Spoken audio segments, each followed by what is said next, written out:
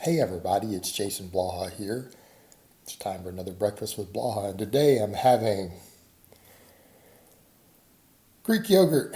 Yes, it's fat-free. People bring that up. They're like, oh, you didn't say it's fat-free. They only sell one type at Costco. They sell those big tubs that are fat-free organic. You guys know I shop at Costco. They need to just sponsor me. If you know anything about the store, you already know what yogurt I eat, and you guys have seen the tubs. I got old-fashioned Quaker oats. Frozen cherries, come back over to the other point. They only sell one type of frozen cherries. It's organic. That's all they sell. You don't have choices. And I'm drinking Diet Dr. Pepper. My choices were this or Diet Coke. I prefer Coke Zero. They don't carry it. All right, well, let's get over and talk about training 5 and 6 days a week. I see this all the time in groups I'm on social media. Always these guys, I'm training 5 or 6 days a week, and they're unhappy with their progress. Training 5, 6 days a week, I'm not losing fat the way I want. I'm still small, I'm still weak. Well, no shit, because who trains 5 or 6 days a week? I'm not saying exercise, I do stuff every day. I train 4 days a week. I train 4 days a week. I'm 215 pounds with visible abs in my 40s. Squat well over 500, deadlift over 600 pounds. Okay, again, to these people, what does this tell you? Better look at the way most seriously strong guys train. It's almost always 3 or 4 days a week. Very, very few exceptions. Yet people want to come in and do 5 or 6. Why? What world do you live in where you think that's going to work? As you saw some influencer write you a 6-day-a-week program.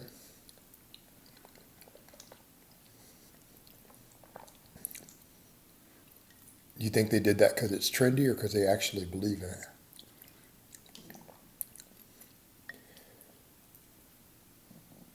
It's trendy. It's trendy and it doesn't work. I'm not saying you can't get gains on it. I'm saying it's suboptimal. And you come over to that point of, well, I want to lose more fat. Well, eat less or take an extra walk. Okay, I'm going to tell you right now, you're actually training with weights 5, 6 days a week, 6 days a week especially, and you're in a calorie deficit. Think that's going to work out well in your recovery? That's the problem with it, for recovery. Same thing for gaining muscle. And I've said in the past, years ago, when I've messed with higher frequency, well, you recover while you sleep. That's cute and everything until I would burn out. It's real cute. Doesn't work. Doesn't work. You need those days. You need those days where you're not training because it's not just the muscle recovering. Right? You get guys who say, well, if each muscle's only being hit twice a week, they have all this recovery time. We can recover just fine. It's not your individual muscle I'm talking about. It's not your bicep that we're worried about. We're worried about your bones, your tendons. And those get hit on all those days oftentimes. Right? Even if you're doing a push-pull leg 6 days a week, which is stupid. You're going to do push-pull legs, that should be a 3-day program. The only reason to do that. But you're pushing and pulling. Okay. So in other words, the bones of your arms and the tendons and things all through your arms are being used on the pushing and the pulling day. They're not getting rest. You're re-hitting and putting microfractures in those bones 4 days a week. How about you pulling in your legs? The same thing 4 days a week for your back. the structures of your body are being beat up. You know, when people talk about central nervous system, they're like, oh, I got central system nervous fatigue. No, you don't. That's been debunked. That's a myth. It's not based on reality. What it is that your bone structure and the structures of your body are beat the hell up. They are not recovering. Now, you'll get people who will say, well, Jason, if that's the case, then people in anabolics wouldn't get away with the volumes they do. They seem to recover from more workloads. Yeah, because a lot of those anabolics speed up bone remodeling. They increase bone density. For the unaware, in case you weren't aware, you don't think that's a recovery advantage? The fact that they increase bone mineral density, that in fact, that is the medical purpose of some of them, literally a medical use. You guys thought it was all muscle? Oh no. A lot of them that involve tendon remodeling, bones. That's why.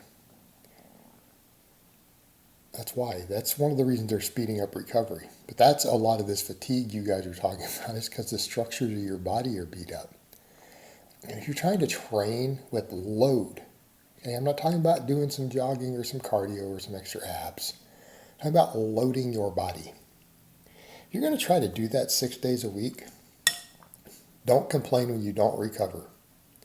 Don't complain when you don't gain muscle or strength at the rate you want. Don't complain when you don't lose body fat at the rate you want. I mean, if you're talking about EPOC and raising metabolic rate with all that, you do the same workload in less days. Then you'll spend time actually recovering. If you want to burn some extra calories, go take a walk.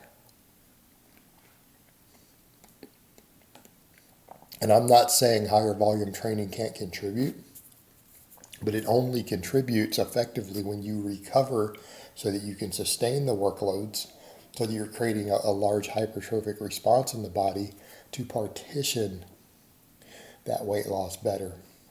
Because your goal should be to be losing body fat, not lose muscle. Okay, but this is nonsense. You're not recovering. You're not giving the structure to your body time. And it doesn't matter that people say, well, each muscle, I'm not talking about muscles. I'm talking about systemic things through the, sorry, Dr. Pepper got me, through the entire body. This is what we're talking about.